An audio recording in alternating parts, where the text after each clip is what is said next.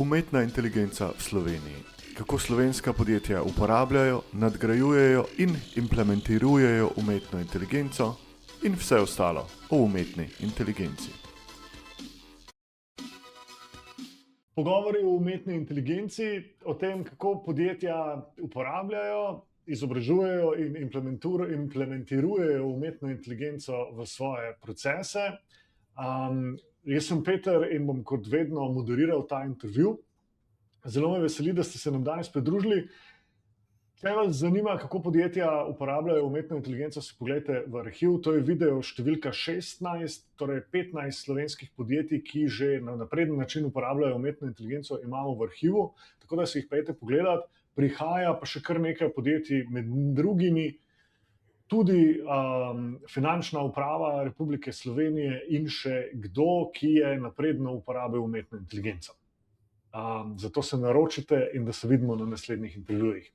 Danes sem pa zelo vesel, da je z menoj direktor najstarejšega slovenskega medija, Miha Klančar, direktor Večera. Miha, lep pozdrav. Lep pozdrav, najlepša hvala za vabilo. Z veseljem. Miha, kako izgleda trenutno medijski prostor v Sloveniji? Večer je, kot rečeno, najstarejši slovenski časnik, ne? Tako je. In ti si na poziciji direktorja že 11 let, kar pomeni, da si že kar nekaj časa tukaj. Na poziciji direktorja sem 6 let, predtem sem bil pa član uprave za marketing, ko smo še imeli upravo, zdaj sem več ali manj sam, ampak ja. Okay. Potem pa v Večeru si že 11 let, na poziciji direktorja 6 let. Kako se je to spremenilo, kako je to kakšno je medijski prostor danes, pa snemamo to, preden dobimo novo vlado, ki bo verjetno močno spremenila medijski prostor, ne?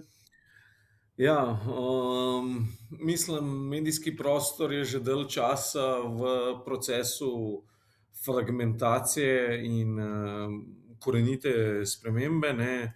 Lahko rečemo temu delno demokratizacije, čeprav za tem terminom, se opravičujem, se skriva velikokrat marsikaj, kar je na dolgi rok mogoče slabše. Skratka, s čimer se soočamo, da institucionalni mediji pač izgubljajo svoj obseg, vpliv oziroma se ta vpliv prenaša tudi na različne manjše medije, spletne portale, influencerje in tako naprej. Skratka, zaradi tega, ker se pač fragmentira občinstvo, ne, se fragmentirajo tudi poslovni modeli, kar pomeni, da smo tudi pod finančnimi pritiski, ker se oglaševalski proračuni menjajo oziroma med kanali menjajo, prenašajo. Vedno več je pač, recimo temu, medijev, ne, ali gre tukaj za manjše ekipe, posameznike, ali pa za spletne medije, ki nastajajo ali zaradi lokalnih interesov, političnih interesov, skratka, tukaj je različno. Zdaj ne vem še, če drži, včasih vem, da je držalo preden sem ratal direktor, je imela Slovenija največ medijev per capita na svetu. Samo še v cerkvah smo bili toliko dobri, ne. Gostilne ob cerkvah, verjetno. Pa verjetno to, ja. Skratka, zadeva je tukaj pod velikimi pritiski že dalj časa, zdaj pa seveda, ko prihajajo agenti, ko se pač capability umetne inteligence večajo, so tukaj še pritiski od pač količine vsebin, ki se ustvarjajo, in slopa, ki se, ne, tako imenovan AI slop, sicer v Sloveniji mogoče še ni toliko problem, ampak saj vsi smo del globalnih platform, tako da na koncu dneva tako ali drugače tekmuje z njimi, ne. Tako da se zdaj pojavljajo še pač pritiski iz tega, pol imaš pa na tretji strani v bistvu tudi pritiske lastnikov, ki pač želijo ki vidijo, kaj se dogaja, pač na prihodkovni ravni. Lahko govorimo o novih prihodkovnih virih, večerjah je ogromno štartov, samo je treba pač vedeti odstotkovno, kaj te pomenijo v celoti, in pač so to vse nišne zadeve. In zaradi tega pač lastniki vejo, kaj se dogaja, in so pol seveda konstantno tudi pritiski po pač optimiziranju procesov z umetno inteligenco na različnih nivojih, od lektoriranja do redaktorjev in seveda do pisanja različnih stvari. Pri čemer pa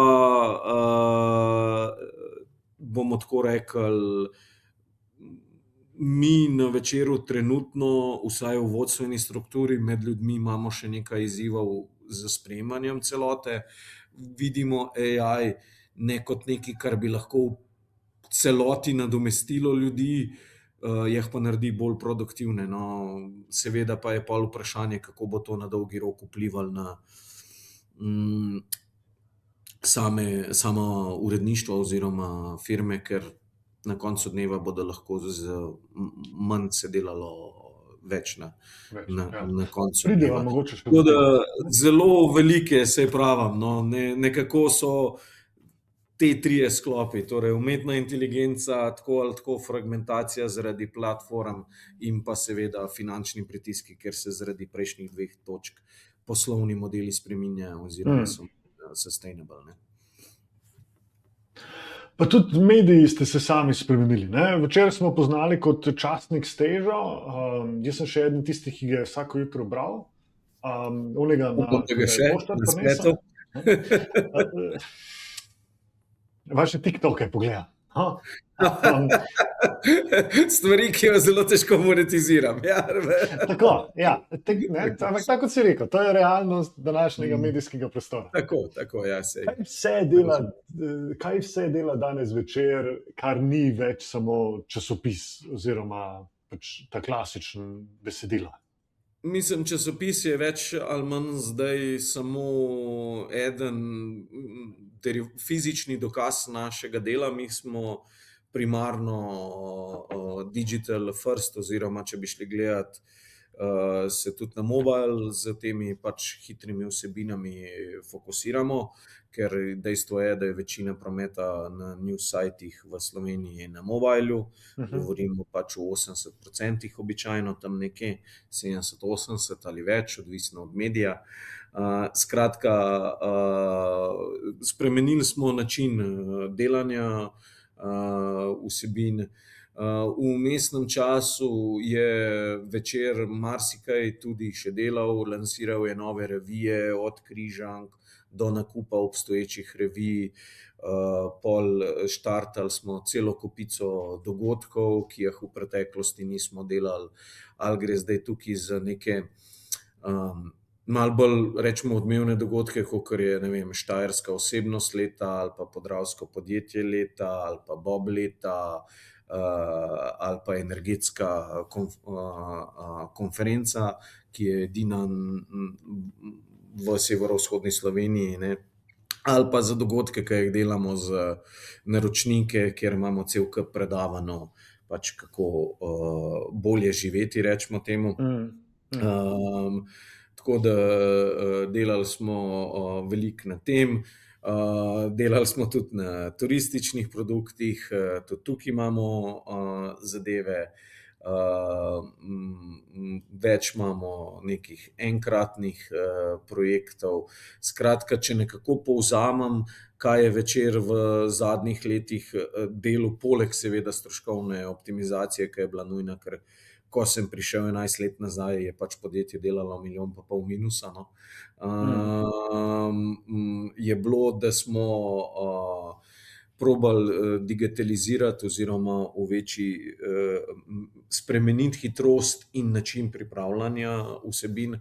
To je eden od ključnih fokusov tudi v prihodnosti, ne samo kanali, ampak tudi način, kako razmišljamo o zgodbah, ker pač informacija je danes izgubila vrednost, ne, to novinarska konferenca je takoj povsod, oziroma in tako komunicirajo sami politiki in iščemo, kako drugače pripeljati to vrednost. Tako da, torej, optimizacija stroškov, spreminjanje načina pristopa k vsebinam, boljše povezovanje v lokalnem okolju, probamo več aktivnosti delati z lokalnimi, torej cel kup marketinških akcij z pač prebivalce severovzhodne Slovenije okoli tega, kaj delamo. V smislu digitalne naročnine, tiskane naročnine, društva, knjižnice. Skratka, probamo igrati bolj integralno vlogo v lokalnem okolju. In pa pač ena zadnja mogoče stvar je pa to tudi, kar sem že omenil, ne, diverzifikacija. Veliko smo imeli teh aktivnosti, prevzemali druge medije, ki niso bili na našem področju, ali pa niso pokrivali takih tem, ki mi tam iskali sinergije oziroma pač primerno poslovno logiko zadaj, turizem, dogodki, križanke, skratka, marsikaj smo na tem področju delali. To je pa nekako to, seveda pa pol je itak čisto drugačen mislim, jaz sem začel kot marketinški direktor, to je zdaj čisto drugače, takrat ni bilo tukaj nobenega klicnega centra, nobenih lead gen aktivnosti, nobenih načinov trackinga teh stvari, pač ker včasih so ljudje imeli dovolj in se ni mogli spremljati učinkovitosti. Skratka, performance optimizacija na vseh nivojih firme je tudi ena od ključnih zadev, katere smo se lotili. Na koncu dneva tudi jaz imam logiko, da pač ljudem je treba merljive cilje postaviti, pol jim pa pustiti, da se znajdejo, kako do njih priti, ne. Ampak je bilo treba še prepričati v te merljivost pa te zadeve, nekatere pač posameznike, tako da to je bila še zadeva, no. Tako, teh 4 bucketi nekje. In v ta kompleksen sistem zdaj pride umetna inteligenca, ki na eni strani omogoča, ne, zniža strošek kreiranja vsebine, poveča konkurenco, na drugi strani pa seveda omogoči, da bi produkcija znotraj posamezne medijske hiše se spremenila, povečala, izboljšala in še marsikaj. Kako ste vi kot Večer pristopili k temu, da bi zaposlene, tako novinarje kot druge, spodbudili k uporabi, kaj uporabljate in kakšen je odziv? Malo si že prej povedal, da so izzivi. Ja, tako.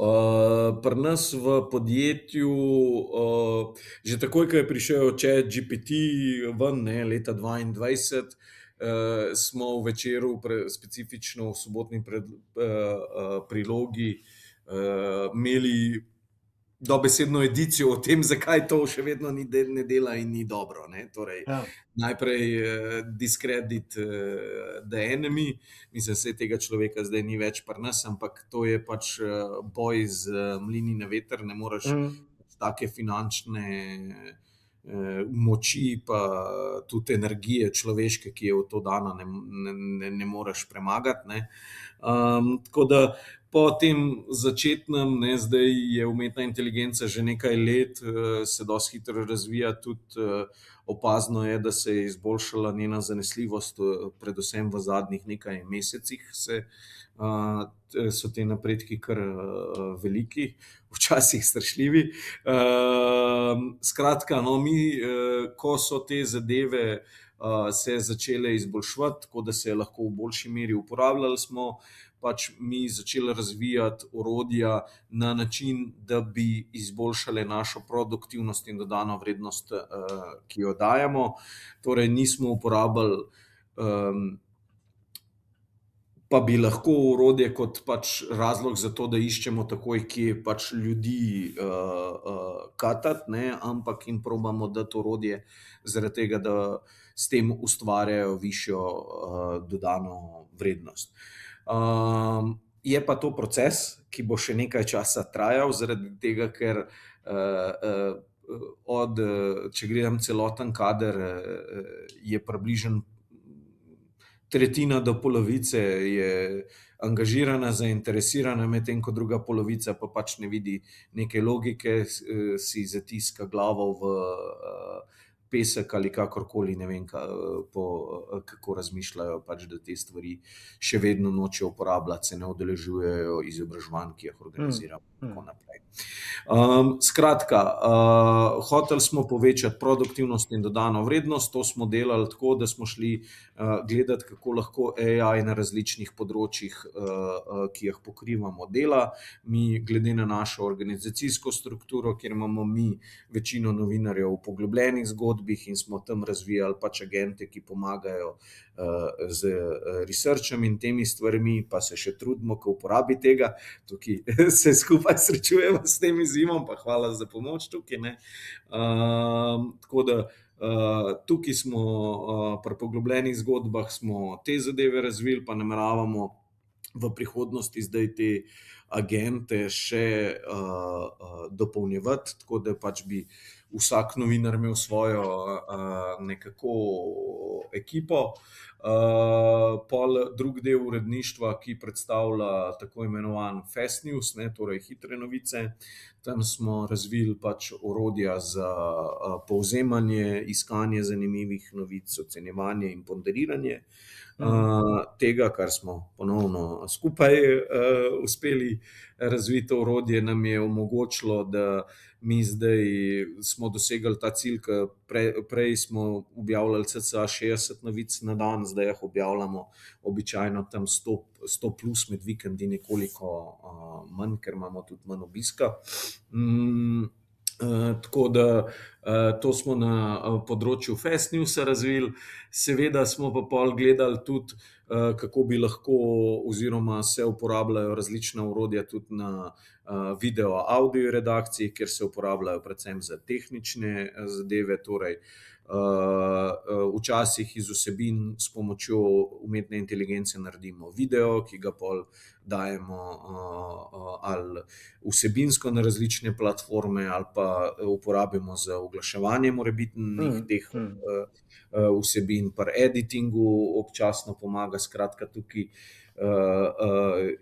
je pri ekipi še nekaj rezerv oziroma kako bi lahko to še bolj dinamično pri snemanju uporabljali in tako naprej, no. Pol četrti aspekt je v bistvu podporne službe, torej lektoriranje, oblikovanje, pri čemer pa tukaj zadeve še razvijamo. Želimo pač lektoriranje več ali manj avtomatizirati, oblikovanje želimo več ali manj avtomatizirati, zaradi tega, da v prihodnosti lektorji ne bodo popravljali tekste, ampak bodo zadolženi za to, da s pomočjo umetne inteligence sestavijo celoten časopis iz vsebin, ki jih ne pišejo novinarji, seveda primarno za splet. Tako da to te podporne službe vezane na uredništvo. Pol pa seveda imamo še eno področje, marketing, tam se umetna inteligenca najintenzivneje uporablja za vse od pisanja zadev do oblikovanja in tako naprej, tudi za analitiko, ker spremljamo rezultate, pač želimo v prihodnosti imeti AI agenta, ki nam bo glede na te rezultate in statistike, ki jih imamo, tudi predlagal izboljšave in tako naprej. Skratka, tukaj smo že nekaj korakov naredili, pa še pač nekaj jih moramo, da bi vse te statistike, ki jih zbiramo z različnih platform, bolje utilizirali oziroma bi bile hitreje in bolje dostopne. na tem področju. Pa imamo pa seveda še oglasno trženje, ker izvajamo cel kup kampanj za naše naročnike. Tam pa pač skupaj, ker sodelujemo z zunanjimi ponudniki, ki imajo globalne supply side, demand side platforme na svoji strani, torej da povpraševanje pošiljajo po news sajtih povsod in s temi partnerji, te partnerji sami v okviru svoje rešitve, ker imamo pač dashboarde za pregledovanje tega, še spet razvijajo svoje AI orodje, ki naj bi omogočalo dve zadeve. Eno je, da optimizira svoje oglasne prihodke, drugo pa je, da tudi optimiziraš delivery kampanj za kliente. Torej, mi moramo pač doseči določene rezultate, ko gremo delati, ko oglašujemo, delamo nek projekt za naročnika in pač tukaj partnerji razvijajo, ker gre za mednarodno podjetje, orodja, ki naj bi v prihodnosti pomagala te zadeve. Je pa tukaj delno še vezano na to, kako bodo oni razvili, to ni v naši domeni. Pol pa seveda je pa še cel kup stvari, ki jih razvijamo, ne vem, lasten CMS sistem bi radi v prihodnosti razvili, ki bi boljš upravljal s printom, pa bil bolj prilagojen za web, ker zdaj, ko smo prišli iz, vse to smo že dolgo nazaj naredili, ko smo šli iz tega, da smo primarno digital first, še vedno uporabljamo redakcijski sistem, ki je bil primarno narejen za print, in pač zdaj za trenutno rešitvijo nismo dovolj zadovoljni, ker se predolgo čakamo na to, da bi umetna inteligenca sama sestavila pol časopis. To je moj končni cilj. Tako da delamo še tukaj, gledamo, kako bi pač zdaj agentic AI v boljši meri uporabljali. Tukaj smo pa v bistvu tudi, moramo še malo dopolniti znanje oziroma specifično. Jaz osebno zdaj malo študiram, kako rataš arhitekt pač teh agentov oziroma rečemo, da sem multiagentnih sistemov, izobraževanje v umetni inteligenci. Na nekih simple use casih pač probamo te stvari spoznati, ker verjamem pa, da v naslednjih 2 letih bodo te stvari tudi za slovenščino, ki ima nek mod sicer, funkcionirale tako, da bo velik vpliv na medije. Kako se bo to še vse razvilo, ne vem, ker je 100 različnih faktorjev, kadar so ljudje vključeni, tako, kot sem rekel, so energijo, ki jo ljudje dajo v to, ves kapital, ki ga dajo, so velike spremembe, po moje, še na obzorju tukaj in bodo zelo močno vplivale na medije, po moje, tudi, ker ta stvar bo zelo dobra v pisanju teh stvari. In tako, ko pač enkrat sem poslušal podcast soustanovitelja Politika pa Axiosa, ki je pač šel na turo po Silicon Valleyju, da je videl, kaj dajo te ljudje, in je prišel nazaj in je rekel, we'll be dead in 5 years, razen če pač ugotovimo, kaj je naša prednost. In tukaj jaz nekako se z njim strinjam, da edina naša prednost je človeški stik oziroma neko poglobljeno poznavanje teh področij, ne pa neka splošno informativna zadeva. Tako da te stvari, po moje, še zelo prihajajo, bo še zelo zanimivo. Če je rekel to pred 5 leti, koliko let nazaj si to gledal, da vemo? Oprosti, kaj misliš zdaj? Ta intervju z ustanoviteljem Politike. Z Axios Politiko, to je bilo pa lani. Okay. Imamo še 4 leta. Mislim, sej tako, to je pač, dvomam, da je zdaj mislil. Razumem, ampak sam hotel je točno to izraziti, pač pa to na tem delajo izjemno pametni, najpametnejši ljudje na svetu. Pustimo, kdo jih vodi, pa kakšni so njihovi motivi, ker imam jaz pač določene pomisleke, da usodo človeštva upravlja Sam Altman, se globoko ne strinjam s tem, ne? Ampak fakt pa je, da se toliko denarja, toliko ljudi, toliko pameti dajejo v to, da to je, če se gremo proti temu boriti, še posebej pač v Sloveniji pa Evropi, ne bo, no, mislim, Evropa je itak, se mi zdi, da je naša borba ignoriranje tega, kar pa ni dobro na dolgi rok. No. Če bi danes pogledala spletno stran od Večera, kolikšen odstotek vsebin, ki so tam, se je rečva dotaknila umetna inteligenca? Ali še lahko oceniš, vsaj je to 25, 50 ali 75%? To težko ti zdaj točno povem, ker je odvisno malo od redakcije. Zdaj, kar se tiče Fast Newsa, sem prepričan, da se je dotaknila, ne vem, 70-80% vsebin umetna inteligenca. Tudi določene redakcije veliko uporabljajo umetno inteligenco, vendar nimam 100% trackinga, koliko, ker brišejo čete itd. Ne? Tako da jaz mislim, da skoraj vsaka redakcija na tak ali drugačen način to uporablja.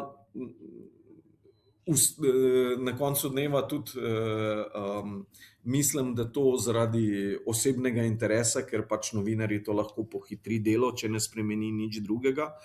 Tako da jaz bi rekel, da rekel bi velika večina, no, ampak zdaj točen procent ti pa ne bi mogel dati, ker ne vem točno, ene redakcije nekoliko manj, druge pa pač več. Eni več. Kot rečeno, edini indikator, kot neka šestina, sedmina ljudi je prišla na izobraževanja, torej velik interes je nekje pri 15% ljudeh,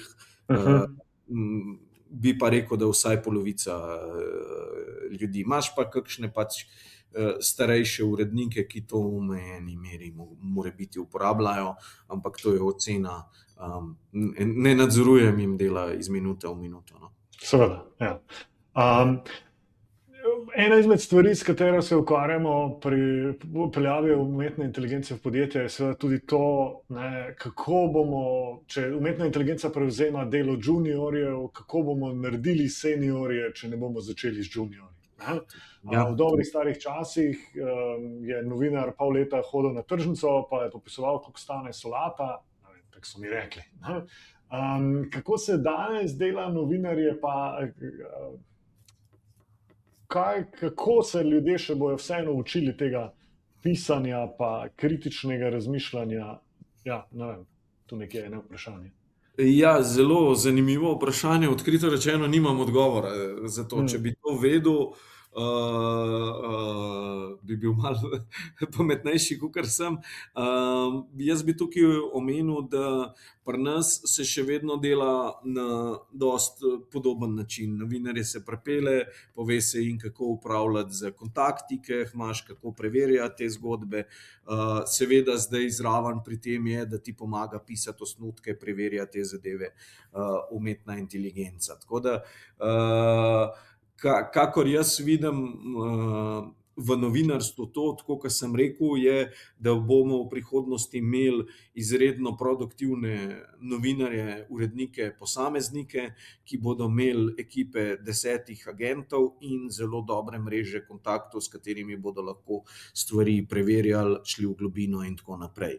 In ko bomo hoteli novega vpeljati, mu bomo mogli s časoma pač ga upeljevati v to smer, torej naučiti uporabo teh orodij in mu predati te kontakte. Tukaj se je sicer pojavil problem zamenljivosti, ker če imaš AI agente, ne rabiš toliko ljudi, tako da to ne vem. To ne vem, kako se bo odvilo. Na prvo žogo bi rekel, da se bo število ljudi ne more biti drugače, kot da se zmanjša. Vsi govorijo, da bo umetna inteligenca naredila nove službe, tako kot jih je naredila digitalna ekonomija, tako kot jih je naredil avto, pa tako naprej. Vendar umetna inteligenca je drugačna revolucija. ne menja dela človeka, menja celega človeka. In zaradi tega jaz mislim, da ne bo to tako in da pač to govorijo ljudje, ki imajo interes, da to govorijo. Kako pa bo to šlo, pa again, kot rečeno, ne vem, zaradi tega, ker tudi če imaš način, kako vzgojiti tega mladega, kdaj je sploh potreba, da ga vzgojiš, je pa drugo vprašanje. Ne? Je pa na drugi strani, da sem tudi slišal, ne vem, je bilo prejšnji teden ali 2 tedna nazaj, da IBM pa double downa na začetne pozicije in so povečali število začetnikov, ki jih naj bi privlekli sabo, pa jih učili umetne inteligence in pa upajo, da bodo oni neke nove revenue streame odpirali.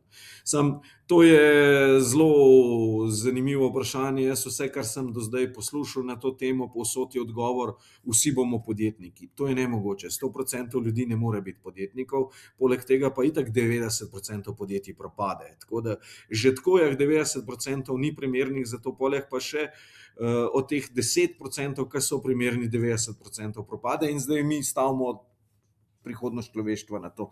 Ne zdi se mi to dobra enačba, tako da nimam pa odgovora tukaj. Nisem sicer toliko doom and gloom, da ne vem, zdaj sem 100% nimam 100% buy-ina v AI 2027 ali kako je že bil security paper, ki je pač povedal, da čez let pa pol bo AI razvil biološkega agenta in bomo pač v parih mesecih bili gon.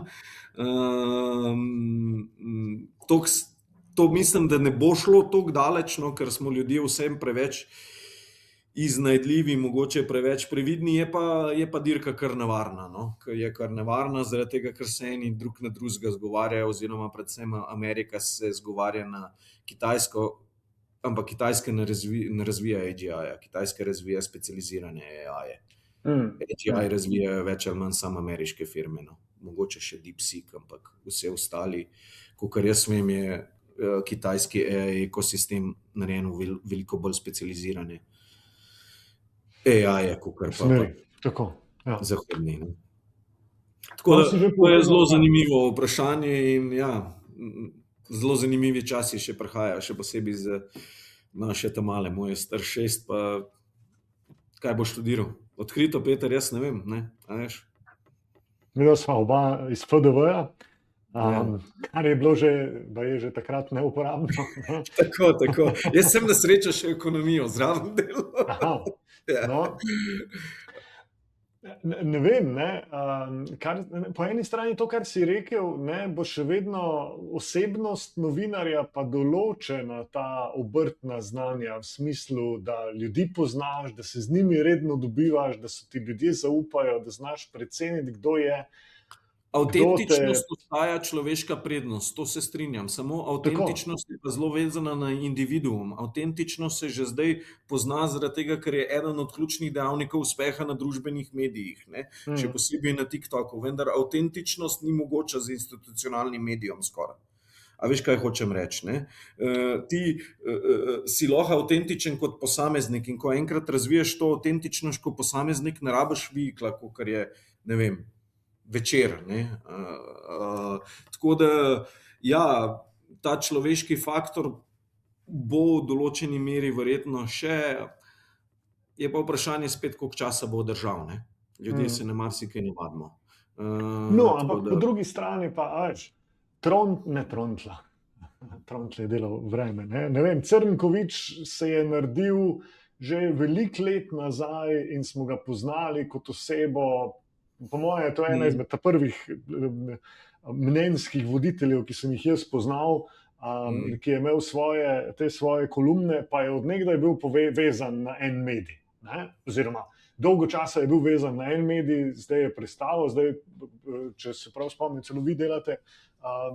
Tako je, Marko je delal, je bil s delom verjetno, ne imaš delo v mislih. Tako, ja. Je sicer Marko je šel pol na svojo pot, fokus. Ja. Ta pot zaradi slovenskega trga ni bila rentabilna in pol smo z miz prevzeli fokus in zdaj delamo za njim. Ampak ja, tako kot sem rekel, avtentičnost je delno fakt, ampak zdaj, a veš, ekipe, ki temeljijo na tem, imajo ponavadi ene in iste speakerje, ne, voditelje, in to so pol ekipe 10 ljudi, ki pa pač dosegajo, ne vem, 5 milijonov, tudi 100 milijonov ljudi, a veš. Recimo, če gledamo že te bolj desne, pa whatever, centriste, podcasterje, kakorkoli, ne. Jaz znam nekoga preveč za desnega obtoževal, ker sem sam zelo na sredini, oziroma me malo tist vleče, ampak a veš, Joe Rogan, Trigonometry, TLDR, to so pač recimo kanali, podcasterji, YouTube kanali, ki dosegajo milijone ljudi, ekipe niso niti 10 ljudi velike. A veš, kaj hočem reči? To je malenkost od majhen del večera, recimo, ne. In če je, se pravim, ta trend fragmentacije ne vidim, kako bi se tukaj umiril, nima pa ta fragmentacija, pa avtentičnost nima samo dobrih strani, ne. Ti že lahko ceniš avtentičnost, sam posameznik je vedno bolj corruptible kot inštitucija. To pač je pika konc, to dokazuje zgodovina, to na koncu so dobili Nobelovo nagrado zato, ker so dokazali, da zakaj Afrika ni uspela, ne. Sam zaradi tega, ker inštitucij, problem z inštitucijami tam, ne. Tako da, saj pravim, zelo zanimiv bo to, ampak to je pač posledica te fragmentacije, posledica AI-ja, posledica tega, da se vse bolj na individualno raven premika, kar je po eni strani na koncu dneva tudi v redu na nek način za inoviranje, je pa pač tudi nekoliko slabo zaradi kaosa, zaradi zaupanja in vsega ostalega, kar to prinese sabo. Tako da, ja, jaz verjamem, da bo ta kot sem rekel, jaz mislim, da bo ključna prednost ljudi človeški stik, pa to, da bodo lahko ga poklicali, pa kaj preverili, pa kaj vprašali. Se to bo tudi AI lahko delal, samo on mu ne bo hotel povedati, ne. Ja, točno to, ja. Ja, tako da to bo ta prednost. Je pa tukaj res, Peter, razmisel, 30 let, ne, a veš, kaj se bodo ljudje, koliko bo še diskrepance takrat med ljudmi pa roboti stari. To je zelo, ljudje se marsikaj prilagodimo in jaz mislim, da na dolgi rok tega ne bomo več v tolikšni meri ločili. Pa ne mislim tega samo zaradi tega, ker sem fan science fictiona, ne. Pač, ampak se mi zdi, no, ker pač, a veš, včasih se bi tudi ljudem zdel, ne vem, neviđeno kupovati, kaj jaz vem, kavo na avtomatu ali pa kakšne take stvari, ali pa bankomate imeti, ali pa kaj takega, veš, ne. Skratka, je zelo... Ne moramo si predstavljati, kaj bo v resnici. Ja, ker treba je vedeti, ne, včasih je bil papir redka dobrina, a veš, časopisi so bili posebnost, ne, to je bila inovacija tistega časa, ne. Tako da, pa kako je pol to ratel ubiquitous, ne vem, kaj bi bil slovenski izraz, vse prisotno, ne. Vse prisotno, ja. Tako da jaz mislim, da se bo tukaj z umetno inteligenco enako zgodilo in ko bo prišlo do te točke, bodo te razlike velikrat pozabljene oziroma bodo nekje v ozadju naših misli, pa ne bodo toliko relevantne. Če se še zdaj malo posvetiva, ne, če so na eni strani govorili o tej individualni rabi novinarjev, urednikov, pa ostalih zaposlenih na Večeru, če se že malo posvetiva tem orodjem, skupaj smo naredili orodje za Fast News, ki nekako, ki ni več jaz dam nek prompt ChatGPT-ju in mi pomaga, ampak recimo, da agentik je ful popularna beseda, ne, samodejno poskuša analizirati, zbirati novice in pripraviti nek draft za novinarja, ki potem na njem dela. A lahko to malo opišeš ta sistem, pa mogoče kakšna je njegova učinkovitost? Prosti, Peter, vmes si zaštekel. Še enkrat. Če se zdaj predstavljava iz te individualne, jaz kot novinar ali pa jaz kot zaposlen na Večerju uporabljam ChatGPT v vašem primeru, če se lahko predstavimo na ta del orodij, ki nekako samostojno opravljajo naloge, če temu tako rečemo. To orodje, ki smo ga razvili za Fast News, je v resnici orodje, ki zna samo iskati vsebine in jih delno tudi pripravljati za novinarje. Lahko malo bolj opišeš to orodje, pa kako je učinkovito. Mislim, to orodje je spet mišljeno kot orodje za uredništvo. Nobena od naših vsebin ne gre live, brez da je urednik prej oziroma novinar prej pogleda pa odobri. Je pa definitivno to drugače, kakor ja pisati prompte, zaradi tega, ker pač on ima, tako kot si rekel, samodejno izvaja aktivnosti, tudi samodejno ocenjuje članke za zanimivost, pol dela draft iz tega, pol tudi te drafte ocenjuje, kako dobro so narejeni. Skratka, prvi filter definitivno tukaj je že umetna inteligenca. Torej ne samo, da išče in dela povzetke iz tega, kar najde, tudi de facto se odloči, kaj od tega je dovolj primerno, da urednik sploh dobi v pogled.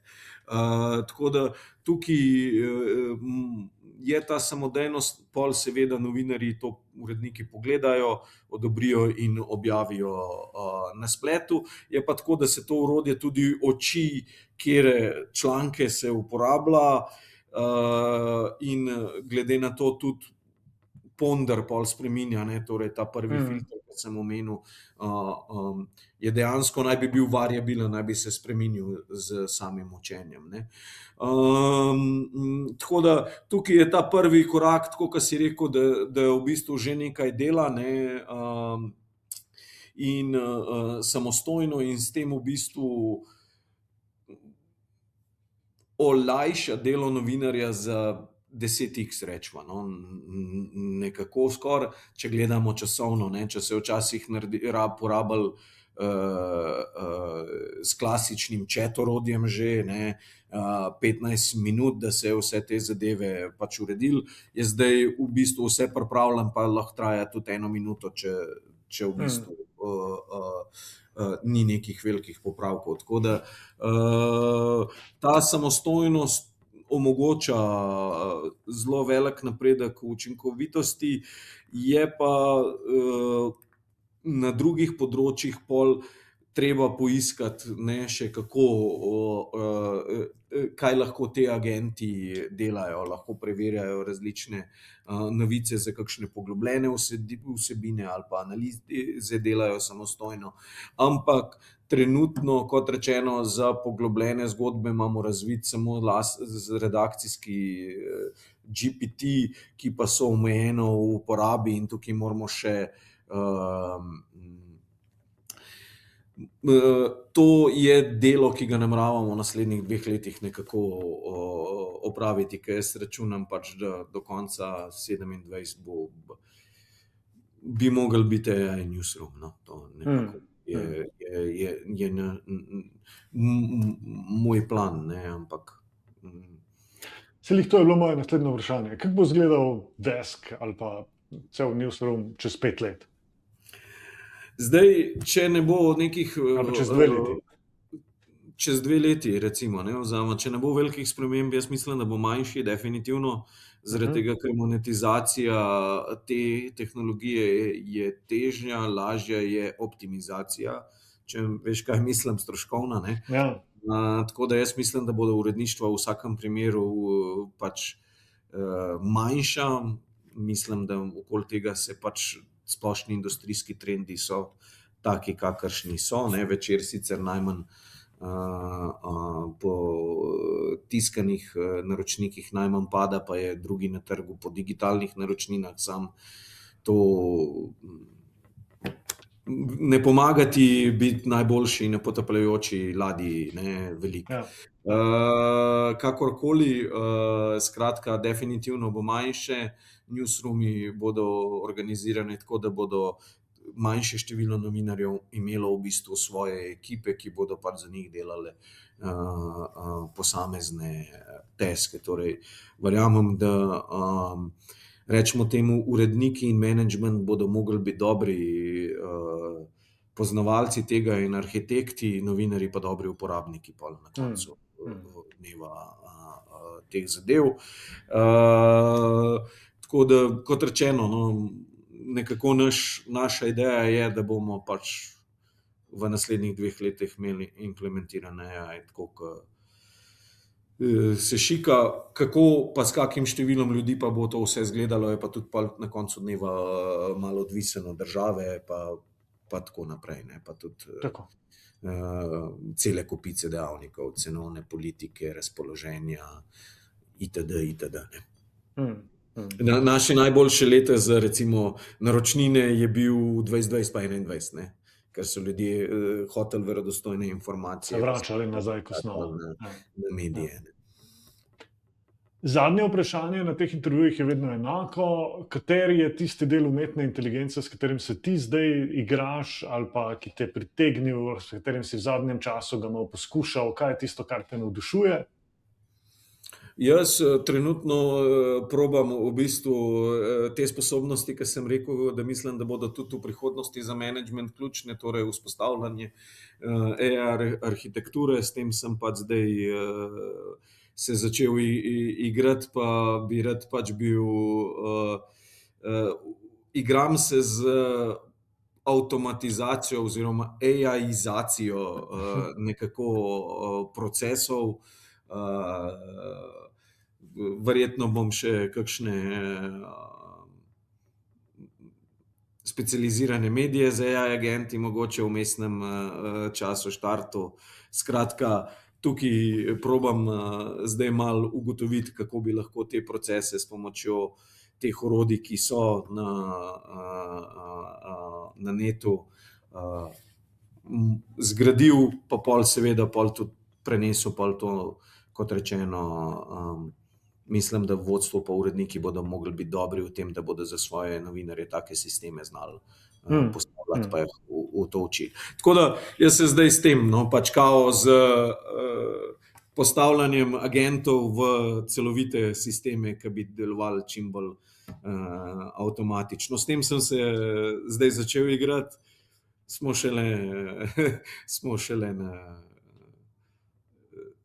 začetku s tem, no, tako da, ampak je pa je zelo zanimivo, no, v zadnjih mesecih je res veliko napredka bilo tukaj, ne, vse od tega, kako se pol evalvira, pa ocenjuje, pa vse, kako se zagotavlja nekako tukaj stabilnost pa zanesljivost sistema, no. Tako da ja, mislim, da to je ena od stvari, verjamem pa, da sem v zaostanku, ker tukaj je skozi nekaj novega. Danes je prišel ven nov model ChatGPT za generiranje slik, tako da to je tisto, čem sem jaz šel zdaj igram. Miha, ampak to je pa zanimivo, ker drugače sem slišal, da oni so Soro, ali kva je že bila, ne, njihov image generating, oni so ga scanceli, ker jim je zmanjkval server capacity, sem slišal, ne. Tu je bilo slabo poročanje medijev, a veš? Res, ker v resnici so skenslali sicer Soro, ampak so skenslali samo to aplikacijo, ki je omogočala, da kdorkoli, ki je v Evropi sploh nismo imeli, ki je omogočala, da je kdorkoli sam generiral kolikorkoli video je htel na svojem mobilnem telefonu.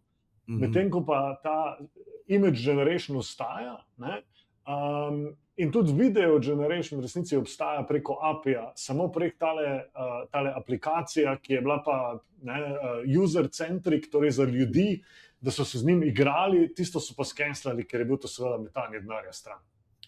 No, sej jaz sem podrobnosti slišal, tako da na srečo nismo mi dali tega napačne novice ven, ne. Ampak ja, zanimivo, sej mislim, imidž je pomemben, ne. Jaz recimo čist tukaj malo degresiram, ampak med vikendom, ko sem bil nekje, sem imel eno polnilnico, ki nisem znal je vklopiti, ne. Slikaš, poveš, vprašaš, kva moram narediti zdajle, da to naredim, in mi je pač vsa navodila lepo povedal in sem pač ugotovil, da je ta polnilnica samo za podjetja na voljo in pač je bilo to tako, ne. Skratka, zelo, in če jaz to delam, pol to te mali za čisto vse verjetno delajo, ne. Res je. Tako da to, no, mislim, zelo zanimive stvari prihajajo. zanimive, strašljive, navdihujoče, vse v enem. In veliko pridelov. Zelo negotovo. Ja. Miha, hvala lepa, da si vzel čas in nam predstavil, kako ste v večeru ali pa na večeru pristopili k tem izzivom. To je to. Hvala lepa. Hvala tebi, pa smo na vezi. Umetna inteligenca v Sloveniji. Kako slovenska podjetja uporabljajo, nadgrajujejo in implementirajo umetno inteligenco in vse ostalo o umetni inteligenci.